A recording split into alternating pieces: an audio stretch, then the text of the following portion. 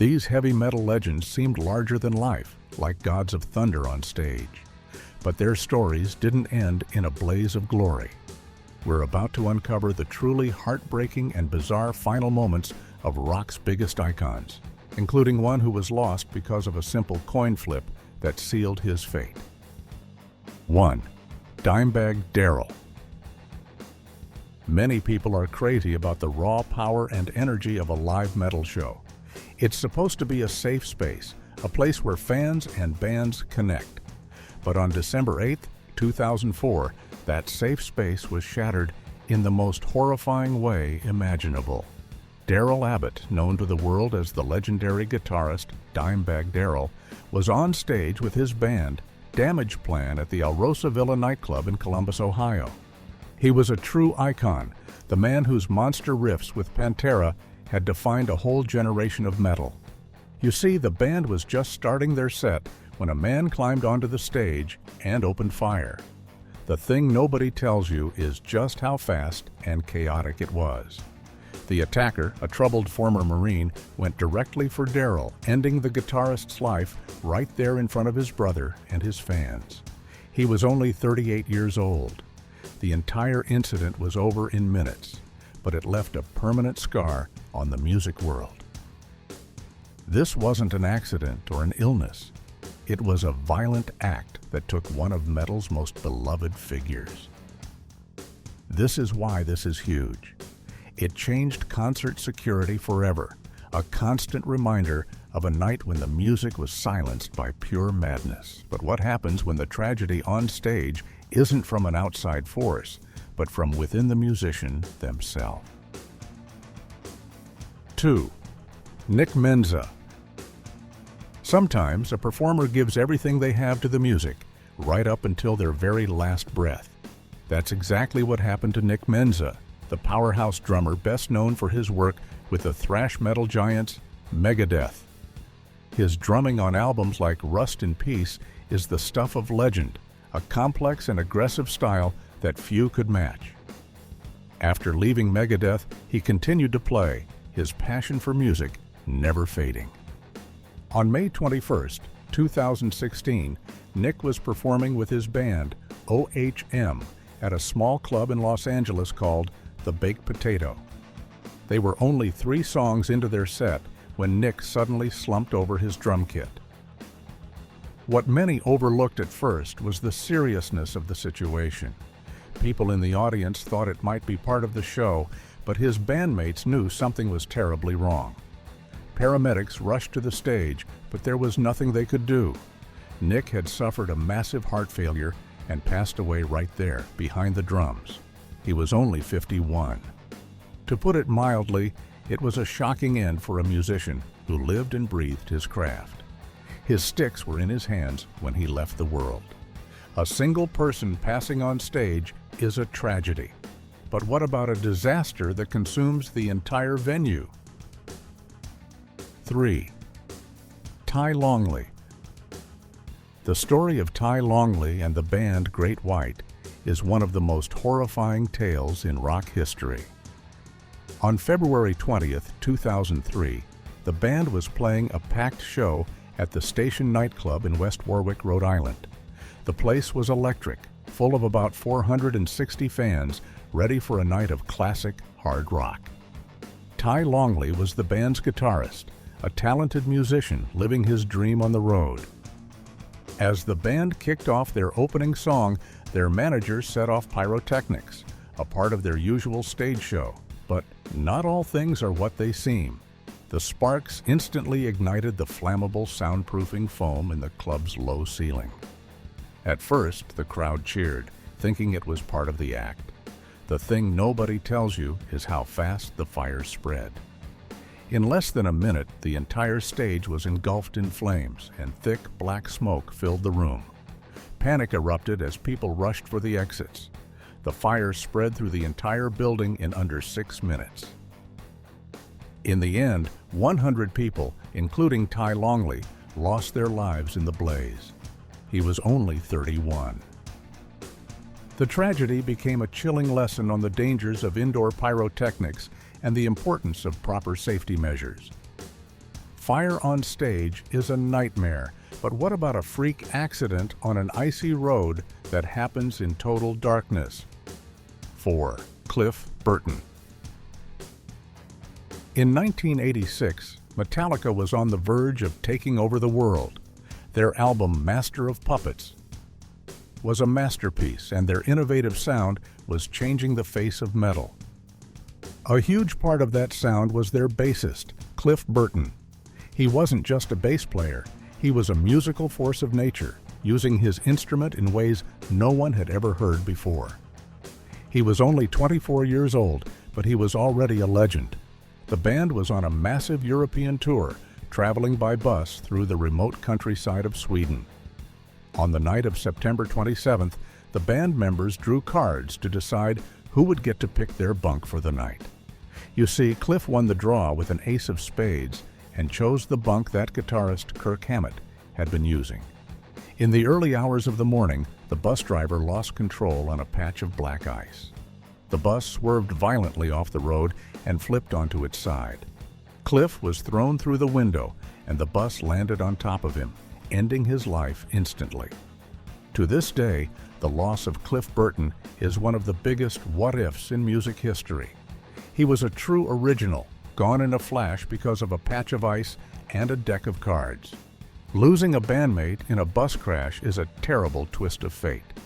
But what if the vehicle involved was a tiny plane in a reckless stunt gone wrong? 5. Randy Rhoads. Randy Rhoads was a guitar prodigy.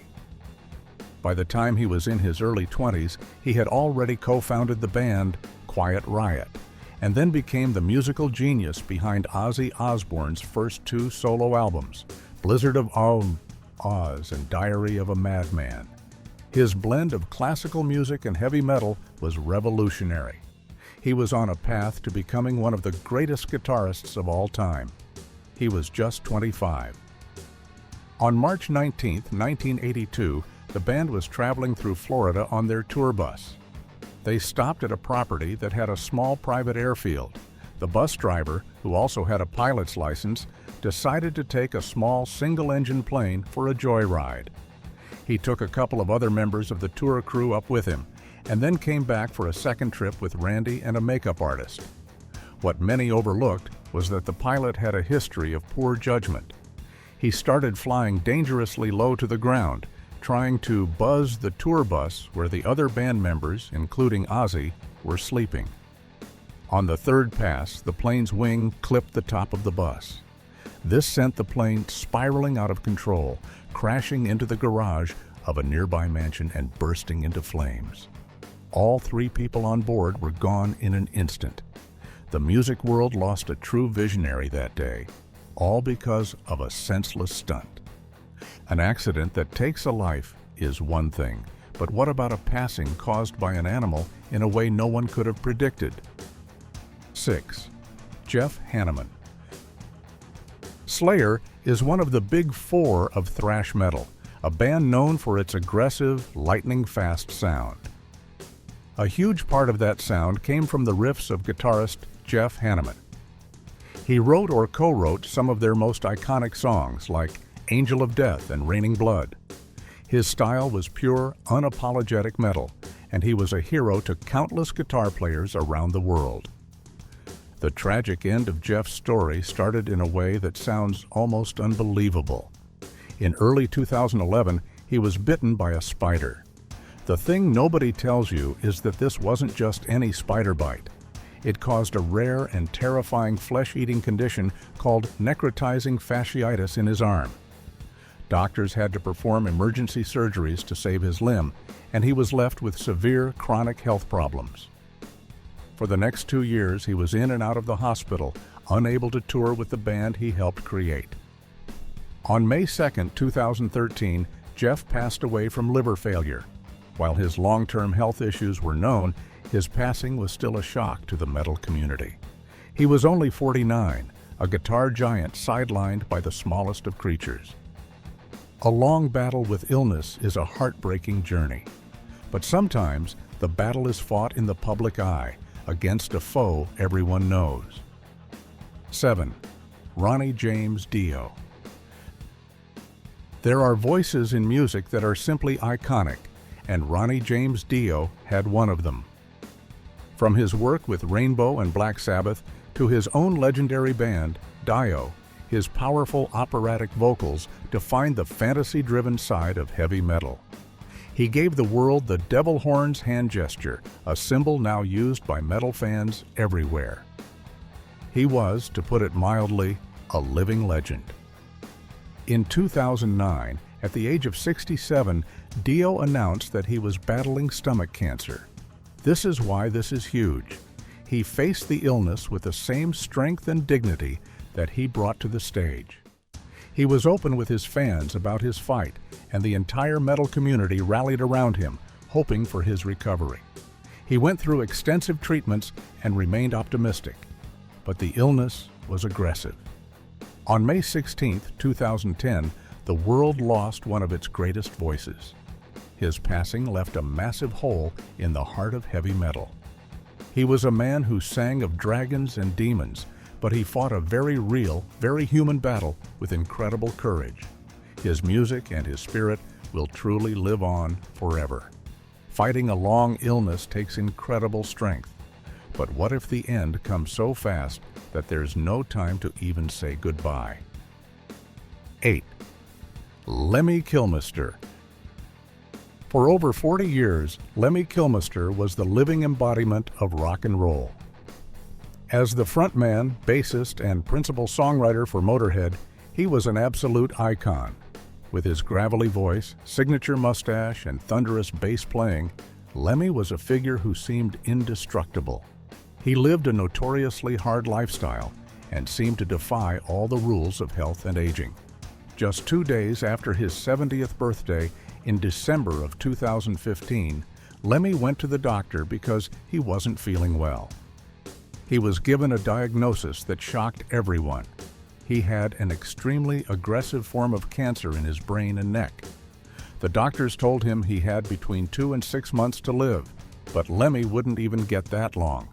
The thing nobody tells you is just how fast it all happened. He went home, spent his final days with his family, playing his favorite video game from the Rainbow Bar and Grill, and just 2 days after the diagnosis, on December 28th, he passed away. The man who seemed like he would live forever was gone in the blink of an eye. The ace of spades had been played for the last time. Losing a legend so suddenly is a shock. But what about a genius who fought for years, not just against illness, but against a system that made it hard to get help? 9. Chuck Schuldiner. Chuck Schuldiner wasn't just a musician, he was an innovator. As the leader of the band Death, he is widely considered to be the godfather of death metal. He constantly pushed the boundaries of the genre, evolving from raw, brutal sounds to highly technical and melodic progressive metal. His guitar playing and songwriting were on another level, influencing thousands of bands that came after him. In 1999, at the peak of his creative powers, Chuck was diagnosed with a type of brain tumor. He was only 32 years old. What many overlooked was the struggle that came next. Chuck did not have health insurance, and the treatments he needed were incredibly expensive.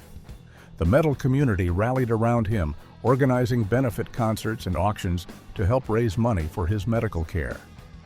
For 2 years, he fought with incredible strength and even continued to write music for his other project, Control Denied. But despite a brief period of recovery, the tumor returned. On December 13, 2001, Chuck Schuldiner passed away at the age of 34. It was a tragic loss of a true musical pioneer, made even more heartbreaking by the financial struggles he had to endure just to fight for his life. A long, difficult fight shows a person's spirit. But for our next star, the fight was a silent one that ended in a lonely hotel room. 10. Paul Gray. Slipknot exploded onto the music scene in the late 90s with a sound and an image that was unlike anything else. The 9-member band from Iowa, with their terrifying masks and chaotic energy, created a whole new lane in heavy metal. At the heart of that creative storm was bassist Paul Gray, known to the fans as Number 2 or The Pig. He was one of the band's founding members and a primary songwriter, a crucial part of their massive success. But behind the mask, Paul was fighting a difficult battle with substance challenges. You see, this was a struggle he had dealt with for years, a dark side to the high-energy life of a world-famous rock star. On May 24, 2010, Paul Gray was found in a hotel room in Urbandale, Iowa. He had accidentally passed away from an overdose of potent substances. He was only 38 years old. His passing was a devastating blow to his bandmates, his family, and millions of fans. It was a stark reminder that even the most powerful performers can be dealing with silent struggles that no one can see. The loss of one masked hero was a shock, but another hugely popular band would face a similar tragedy just a few years earlier. 11. The Reverend. Avenged Sevenfold rose through the ranks of modern metal with their blend of catchy melodies, intricate guitar work, and powerful rhythms. The man behind those rhythms was their drummer, Jimmy the Rev Sullivan. He was more than just a drummer. He was a founding member, a key songwriter, and the creative wildcard of the band. His unique style and larger-than-life personality were a massive part of their identity. To put it mildly, the Rev also had his own personal demons. He had been struggling with his health and the pressures of the rock and roll lifestyle for a while. On December 28, 2009, the unthinkable happened. The Reverend passed away in his home from the effects of mixing prescription substances with alcohol. He was only 28 years old. The band was in the middle of writing their next album, and his passing left them completely shattered. They considered breaking up, but decided to continue on to honor his memory. The album, Nightmare, became a tribute to their fallen brother, with his final drum parts and vocal takes used on the record. It was a tragic end for a brilliant and creative soul. Losing a creative force so young is devastating. But what if the tragedy happens in a way that's both sudden and incredibly public? 12. Mitch Lucker. The thing nobody tells you is that he had been drinking earlier in the evening. He lost control of his motorcycle and crashed into a light pole. He was rushed to the hospital, but sadly did not survive his injuries. He was only 28 years old and left behind a wife and a young daughter. His passing was not just a tragedy, but a cautionary tale that spread through the music scene. 13. Peter Steele. Type O Negative was a band that stood alone. Their unique blend of gothic metal, doom, and dark humor created a sound that was instantly recognizable. Leading this drab four was the towering figure of Peter Steele.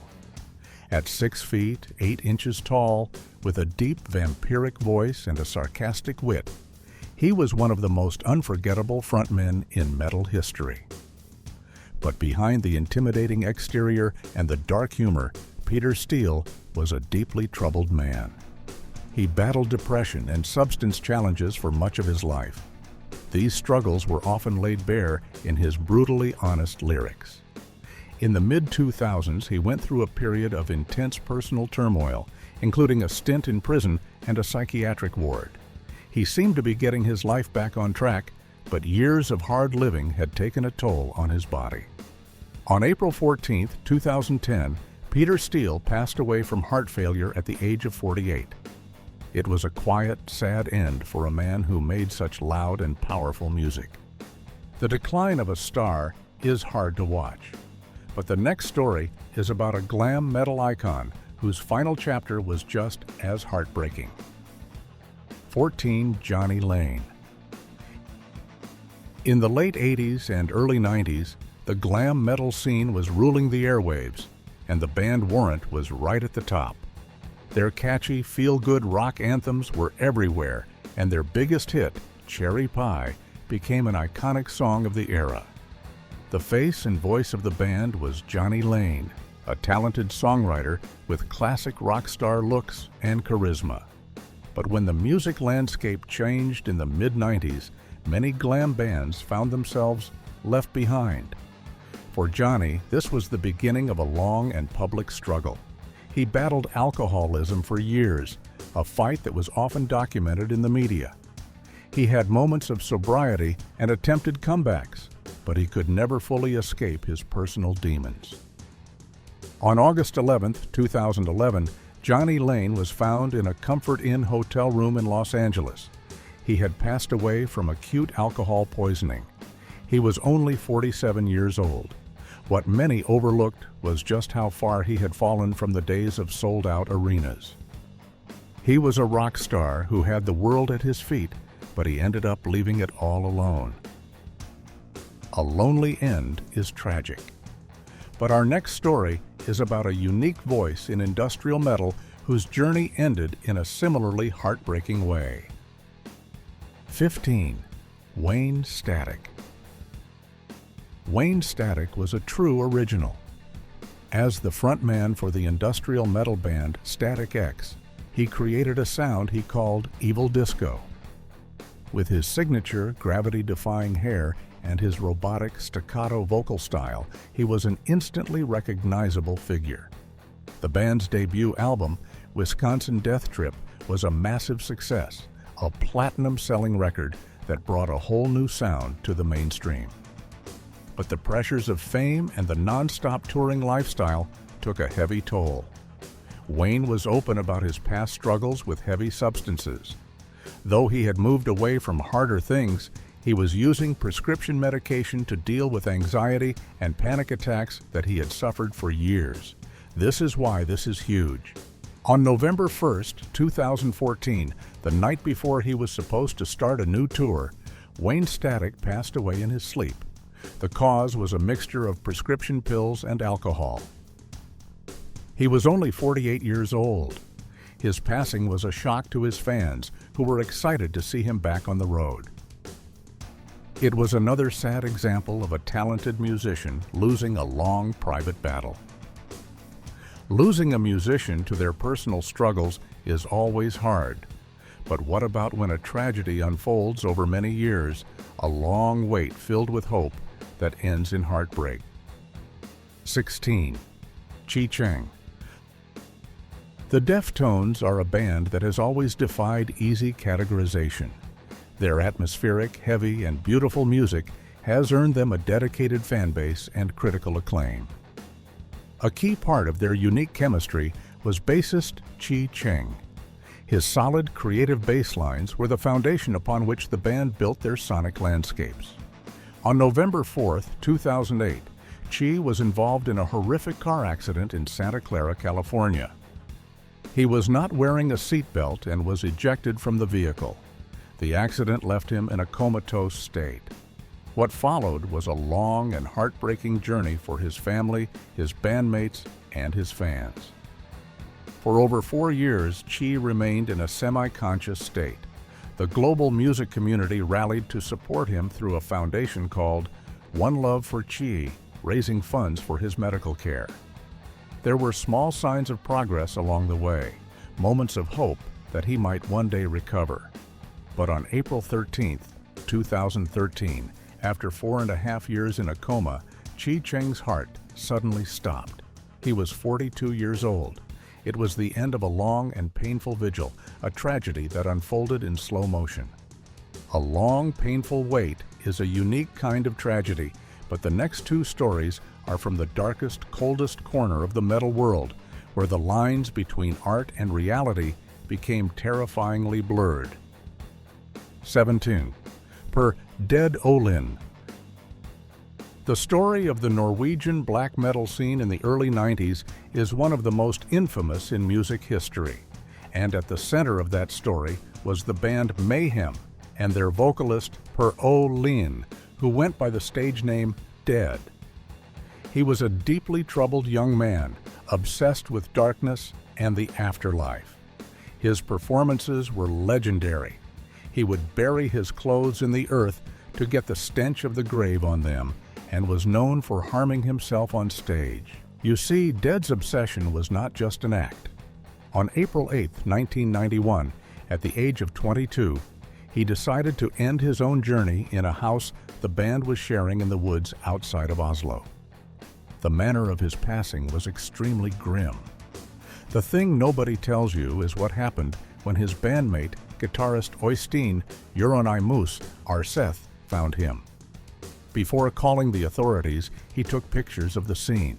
One of those pictures would later be used as the cover for a bootleg album, cementing the band's notorious reputation. It was a truly dark and disturbing chapter that treated a real human tragedy as a piece of shocking performance art. This story is incredibly dark, but the tragic saga of mayhem didn't end there, as the band's leader would meet his own violent end just 2 years later. 18. Øystein Jørund Moos Arseth. After the passing of Dead, Øystein Jørund Moos Arseth became the undisputed leader and central figure of the Norwegian black metal scene. As the guitarist for Mayhem and the owner of the record label Death Like Silence Productions, he was a key influencer. He cultivated an image of pure evil and was at the center of a small, cult-like group of musicians known as the Black Metal Inner Circle. But this so-called inner circle was a volatile mix of big egos and extreme ideologies. Tensions began to rise between Jørund Moos and another prominent figure in the scene, Varg Vikernes of the one-man band Burzum. There were disputes over money, power, and respect. On August 10, 1993, those tensions exploded. Varg drove to Jørund Moos's apartment in Oslo. What happened next was a brutal altercation that ended with Jørund Moos's life being taken. He was only 25 years old. The event sent shockwaves through the metal world and led to the downfall of the original Norwegian black metal scene.